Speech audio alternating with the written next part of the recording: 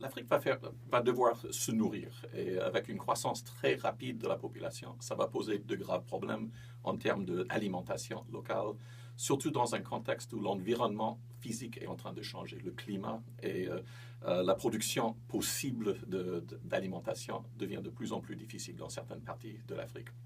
L'Afrique est un continent très divers et ça dépend de quelle partie de l'Afrique. Le Sahel, qui est très sec déjà, il y aura vraiment des problèmes. D'autres parties de l'Afrique, il y aura beaucoup moins de problèmes.